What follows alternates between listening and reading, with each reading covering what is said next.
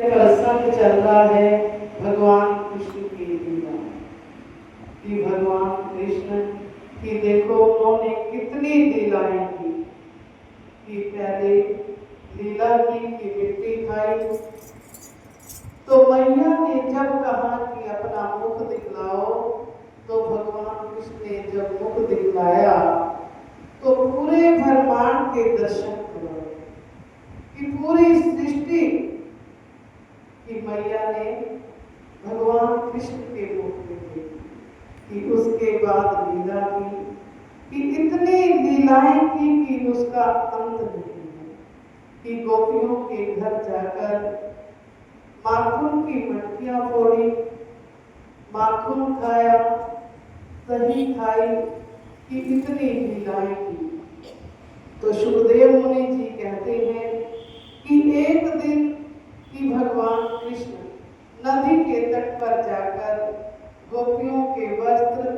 श्री कृष्ण जी का यश गाती हुई गोपियां जल में क्रीड़ा करने लगी। योगीश्वर के नाम भगवान श्री कृष्ण जी इस बात को जानकर मित्रों से मिले कि जब पता चला कि गोपियां यमुना तट पे जाकर जल क्रीड़ा में स्नान कर रही है कि भगवान कृष्ण हर लीलाएं करते थे। योगेश्वर के नाथ भगवान श्री कृष्ण चंद्र जी इस बात को जानकर मित्रों से मिले, उन कुमारियों की इच्छा पूर्ण करने के लिए वहां पधारे।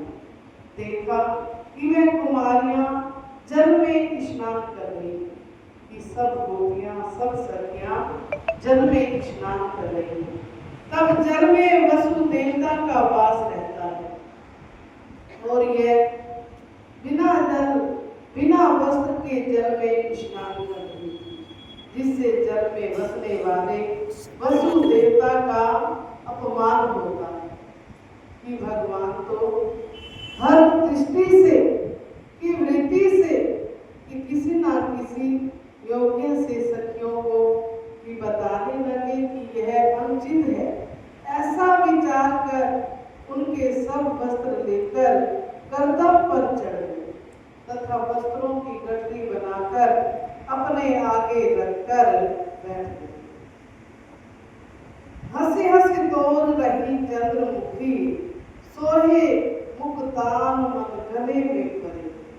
कि तब इस प्रकार उनके चीर हरण कर भगवान श्री कृष्ण जी अपने साथ के बालकों सहित हंसने लगे और बोले, हे अबलाओ, यहाँ आकर अपनी इच्छा अनुसार चीर ले जाओ कि मैं सत्य कह रहा हूँ, हंसी नहीं करता हूँ, क्योंकि तुम व्रत करने से बलि पड़ गई हो। मैंने कभी झूठ कहा ही नहीं। इस बात को मेरे यह सभी सखा जानते हैं, इसलिए चाहे तुम एक एक करके आकर अपने चीर ले जाओ,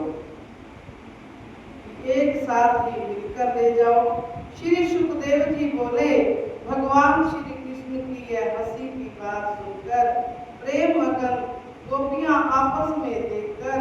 हंसने लगी और लज्जा के मारे बाहर निकली। भगवान श्री कृष्ण जी के ऐसा कहने से उनका चित्त हंसी के कारण मोहित हो गया। वे कंधों के ऊपर जल में खड़ी कांपने लगी और भगवान श्री कृष्ण से कहने लगी कि हे दीन दयालु, हरण दुख प्यारे, कि सबके दुखों को दूर करने वाले, कि हमारे चीर वापिस दे दो। हे प्यारे, आप अन्याय न कीजिए, नंद गोप के कुमार, क्योंकि हम जाड़े के मारे कांप रहे हैं। ये शाम सुंदर हम